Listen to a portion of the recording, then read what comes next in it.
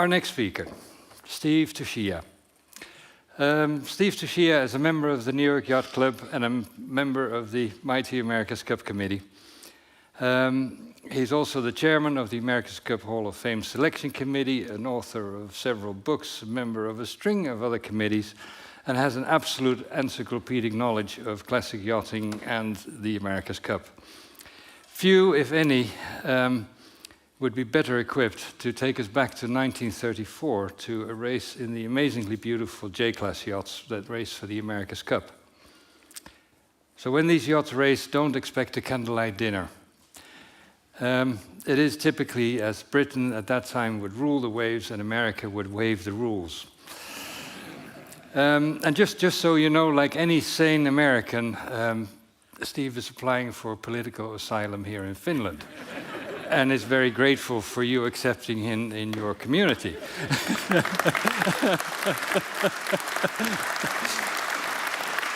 And as I spoke to Steve about the presentation, I said, he said, what about my feet and inches? I said, listen, you don't stand a chance. If you want to integrate in Finland, the first thing you need to do is get rid of your feet and inches and do the only thing that we understand here, and that is metric. So with that, I would like an applause for Steve and his American metric effort to...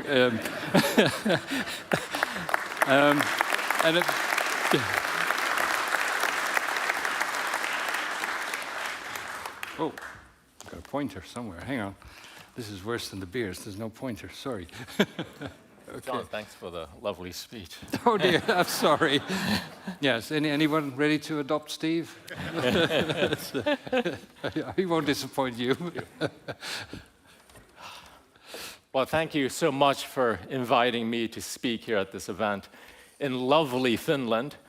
And I'm already feeling quite happy. But this story is not all about happiness, but it does have a happy ending. Yeah, really, even though it's an America's Cup race, yes. The competitors for the 1934 America's Cup were two yacht clubs, of course. You have the New York Yacht Club, the holder of the America's Cup, and they were challenged by the Royal Yacht Squadron, Sir Robin's Club. The Royal Yacht Squadron, of course, lost the trophy in 1851 to the New York Yacht Club. And the New York Yacht Club, since that time, has been defending it successfully against all challengers. The main characters in my story today are these two individuals, Harold Vanderbilt and Thomas Octave Murdoch Sopwith. Harold Vanderbilt is a scion of the great railroad empire family, the Vanderbilts, who built much of the infrastructure in the United States and made quite a lot of money. Harold Vanderbilt was also a sportsman who loved yachting, but also invented contract bridge. Thomas Sopwith, on the other hand, was an entrepreneur and a superb aeronautical engineer, famous for the Sopwith Camel and many planes that fought in World War I and into World War II. He was also a great amateur helmsman, just like Harold Vanderbilt. The yachts in the 1934 America's Cup pitted Rainbow of the New York Yacht Club and Endeavor of the Royal Yacht Squadron. They were designed by W. Starling Burgess, Rainbow, and Charles E. Nicholson, Endeavor. Rainbow, she was about 38.6 meters long with a white hull. Yes, see, I'm learning. Thank you very much. Endeavor was 39.5 meters long, and she had a blue hull and a painted red bottom. Rainbow's crew are many of your people here. Most of the crew members of Rainbow hailed from Sweden and Norway. And they were an integral part to the American yachting scene because Vanderbilt preferred Norwegian and Swedish sailors to man the professional boats because they're disciplined and they had excellent seamanship. Here are a few of them enjoying a nice ride on Rainbow. Thomas Sopwith and his wife Phyllis here are training on the Solent. Phyllis with the timepiece, you know. Very dramatic. I mean, clearly, they loved the camera, didn't they? Before Endeavour arrived in America, the professional crew struck for higher wages. Yes, there was a strike. Well, I don't want to say anything more than that. I don't want to offend too many people. Sopwith decided to fire them and hire amateurs.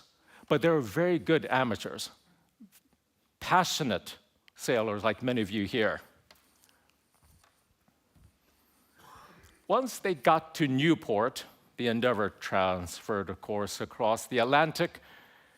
Prior to the start of the match, as is the case with all these America's Cup matches, the leaders of the two teams inspected each other's boats.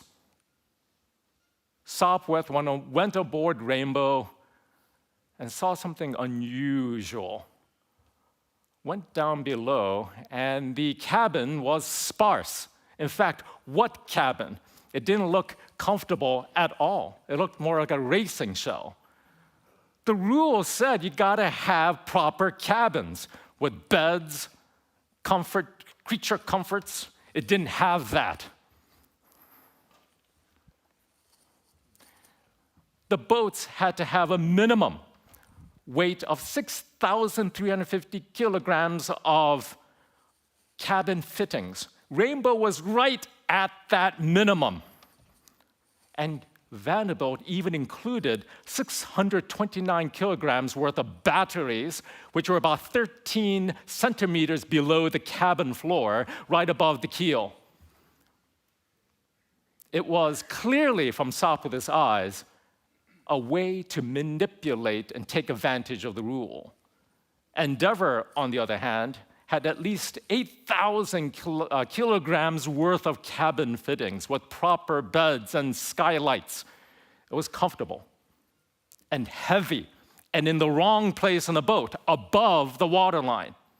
You want weight in a boat, as we all know, but you want it low. You want it in the keel. You want it in the ballast. And batteries were not included in that 8,000 kilogram number. So Sopwith complained. So what can we do? How do we equalize things? Long story short, let's take the bathtub out and the cots out of Endeavour. As you can see, it was not a very good start for this relationship. The race course off Newport, Rhode Island. Let's zoom in, Newport. Now let's look in that yellow box. There were two sets of races. They alternated with this leeward, windward, or windward, leeward leg, 27.8 kilometers out to the outer mark and 27.8 kilometers back for a total of 55.6 kilometers. Oh, yes. Yes. It was 30 nautical miles total, 15 out, 15 back. See, Sir Robin, I think that's good too. Yeah. And this, yes, it was 10 nautical miles on each side, i.e. 18.5 kilometers. I'm trying to do my best. I thought that was, you gotta, thank you. It was a best of 7 series, this 1934 America's Cup.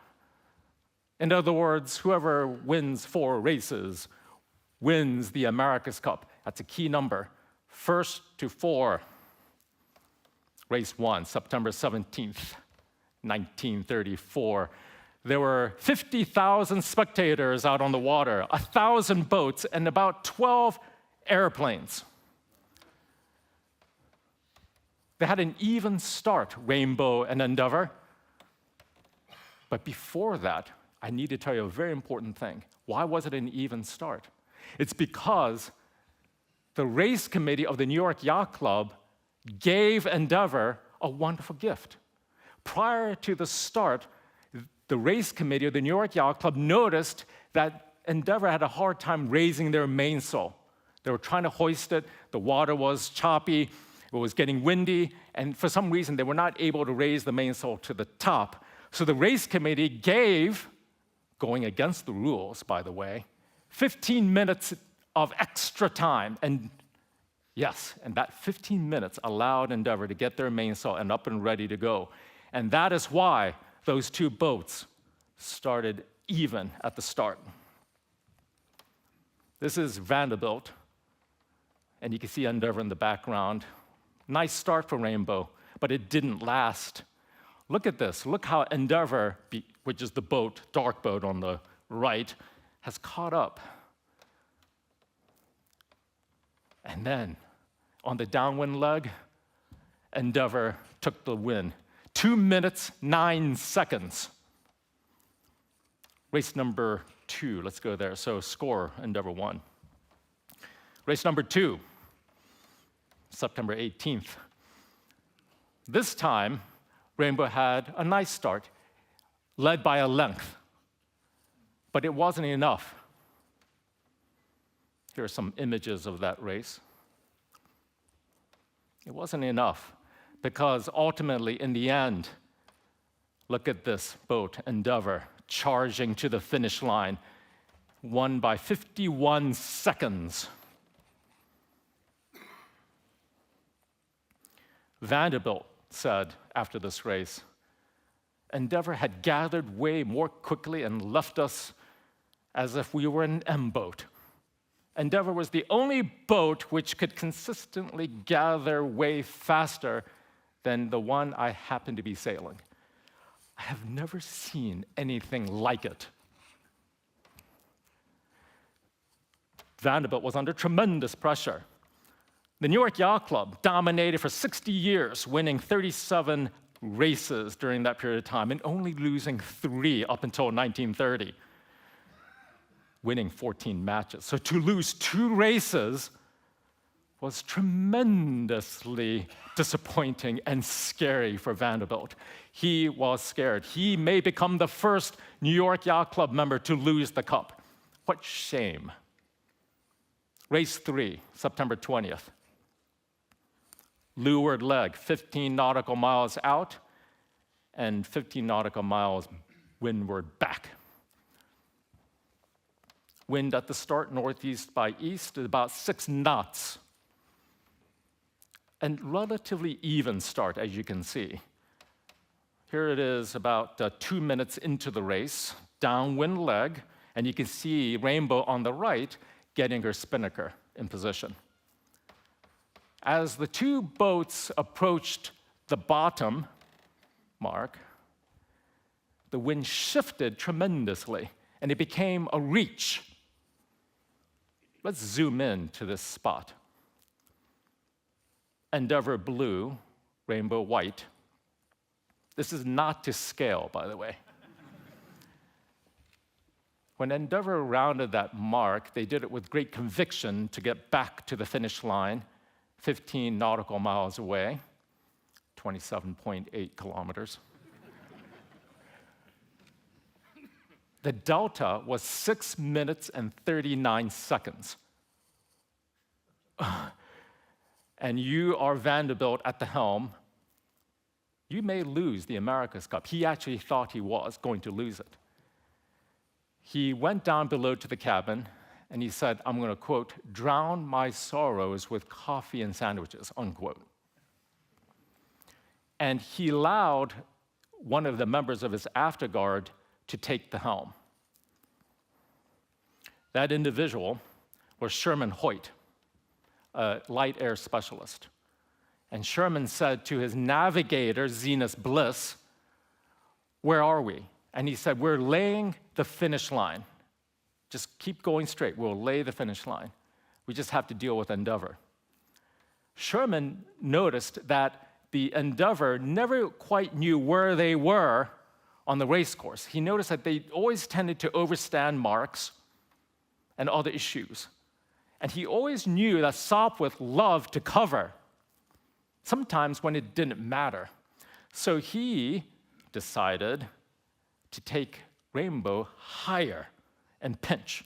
The yacht is going 6 knots, and it weighs, as a displacement, about 144 metric tons. So with that acceleration and inertia, it's going to drive. They weren't luffing, but they were pointing very high towards a direction to the right of the finish line. What they wanted to do was see if Endeavour would try to cover and go away from their finish line. Of course they did. That's why I'm telling the story. Look, they covered. Slowly, majestically, Endeavour made attack. And then attacked back. But look, it's so close. Look at that. Too close, where Rainbow's mainsail was back-winning Endeavour's. And Endeavour had to tack again, scrubbing more speed, and again. And of course, look at this. Rainbow won by 3 minutes and 26 seconds. Here's Rainbow crossing that line. Sense of relief. Next day, lay day. Vanderbilt said we need to do more things to improve our system. So they put in 1.8 metric tons of ballast into the boat. And, by the way, here they are right there on the hard. And he said, we need to get the best spinnaker specialist because we were often losing on the downwind legs. Our chute management is poor, the shape of our spinnaker is poor, but I know one man who can do it, and it's Frank Cabot Payne. And he asked his friend, Jack Parkinson, to reach out to Frank. And Frank said, yes, I'll help you, even though you beat me in the Defender trials by 1 second, but I'll help you. Let's keep the cup in America. By the way, look at the spinnaker on the right. That's a beautiful spinnaker. The one on the left is total garbage. That was the one on Rainbow. Race 4, September 22nd. Things have changed. In the start, there was a contentious issue where the two boats had to avoid each other, and they both thought they fouled the other boat, or I'm sorry, they were fouled by the other boat. But Rainbow had the advantage and led the start at with a 40-second margin. Here they are racing to the first mark. It was a triangular course. But Endeavour, being fast still, had the advantage and was able to round the mark first. Rainbow followed. And by the way, Rainbow is heading straight to the next mark. Remember that in the scene. They're heading right to the next mark. Endeavour decided to come up because as the leeward boat, they had the rights to push Rainbow away. As they got closer and closer, Sopwith thought that there could be a collision, and so did Vanderbilt too. But Vanderbilt felt that if they collided, they would collide in front of the shrouds of Endeavour, which means Endeavour would be at fault. Sopwith thought the exact opposite. Harold Vanderbilt's afterguard said, luff, because you have 144 metric tons worth of yacht colliding to another yacht would be tremendously dangerous. What did Sopwith do? He backed away. He went down. And that was pretty much the race for race 4. Here are some pictures of the balance of the race. And you can see here Rainbow taking the lead. After the race, Sopwith said, his nerve is magnificent. Protests there were. Sopwith raised the protest flag right before he crossed the finish line. But the New York Yacht Club race committee refused to hear the protests. Why? It's because they raised the protest flag too late. You're supposed to do it right after the infraction. And the New York Yacht Club said, no, following our rules, we cannot hear your case. And Sopwith was like, you gotta be kidding me. There's another rule. If both skippers agree to have a jury guidance in the absence of protest, that can still happen, just to further review. But Vanderbilt said, no, I'm taking the win. And Sopwith was crestfallen. That was the low point in his yachting career. He felt totally lost at sea. The score was now even. There was another lay day. Here's Endeavour. Endeavour took some ballast out. Rainbow added some more. Let's get to race 5. Even start. Downwind leg. Oops. Rainbow's spinnaker just tore. But their Scandinavian crew, being so efficient and effective, was able to take it down, manage it, and replace it with another. It made practically no difference. Why? Rainbow won again. Rainbow didn't just win, won it by over 4 minutes. Race 6. And by this time, according to Sopwith's crew, Tom Sopwith was kind of out of it. He was so dejected. He was almost practically given up. Endeavour, however, had a good start. They won by almost a minute. But it didn't really matter, because by this time, Frank Payne and his ability to fly a spinnaker with great skill, and the better spinnakers helped power Rainbow to victory. Here's Rainbow crossing the finish line. And here's Endeavour following behind, 55 seconds after. And with that, Rainbow won their 4th race and kept the trophy in America. The aftermath. Sopwith said he lamented that apart from meeting us with a yacht, which is a travesty of the rules, and sailing her in a way which can only be described as foully by expert members of her own afterguard, we were beaten by a run of bad luck and wonderful organization. When he said wonderful organization, he was referring to the efficiency and effectiveness of the Swedish and Norwegian crew. Charles Nicholson, the designer, said, "For my part, I come home sad with the realization that the match has done more harm than good to that international amity between our countries, which is so much more important than winning a yacht race." The king, King George V, was following the races too, and he wrote this letter through his secretary, Clive Wigram. This is a letter from the king, from Buckingham Palace to the Commodore of the Royal Yacht Squadron. I'll let you just read it.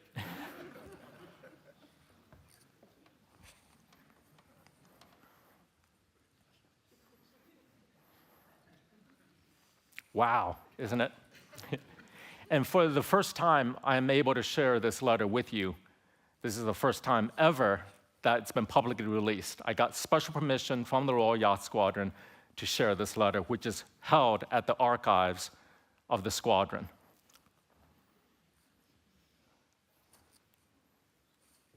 There must be a way to fix this, and indeed there was.